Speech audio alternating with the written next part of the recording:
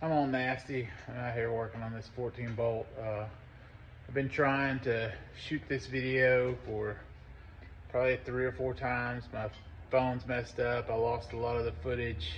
I'm learning all this YouTube stuff. This is pretty much what I got. I'm going to put it into a little video.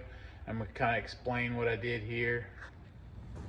So I built this 14 bolt steer axle out of a 2-wheel drive F450, F550 beam axle.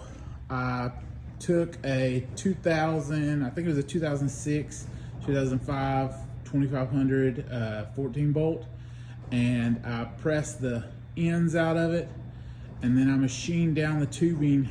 It's still 3.75 roughly on the, I cleaned up where I cut off all the brackets and everything, but it's still pretty much 3.75 and 1/2 inch wall for the tubing. I just machined it down so it'll fit in, and I'll show some pieces in there.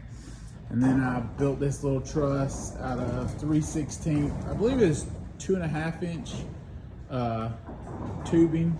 I still got to weld on one more of these little gussets and another weld it to the axle. Actually, I gotta take it back over to my buddy's shop so I can use his MIG welder to do that though.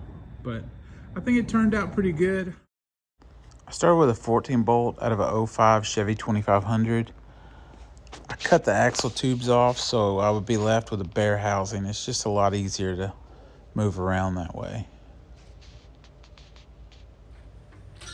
I went over to a buddy of mine's shop and pressed out the axle tubes, or what was left of them.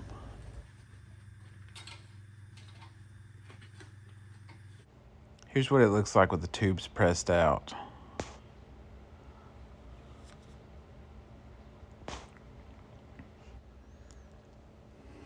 Here I am machining the axle tubes.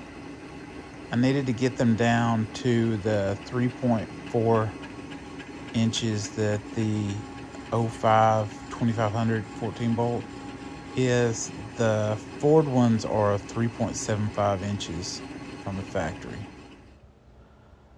After I got them down, I cut them down to length so that I could prepare to press them in the housing. I started by pressing the one short side in first, got it all kind of lined up, and then I got it laid on the table so I could press the long side in just a second. Here I am machining the long side down so I can press it in. I went ahead and took a couple thousandths off to clean up the places where I'd cut off all the brackets on the original axle. I'm machining these to a slight press fit, so I'm heating the axle housing so that it'll slip in there nicely with a little heat. It'll cause it to expand, and I should just be able to push them in by hand, and then it'll shrink fit. I went ahead and set them to 8 degrees caster and 10 or 11 degrees of the pinion up. Here's after I welded everything, let it cool, check for cracks and all that. Next, I'll start getting everything ready to start building the truss. Here's the truss I came up with, just something strong and simple, 3/16 tubing.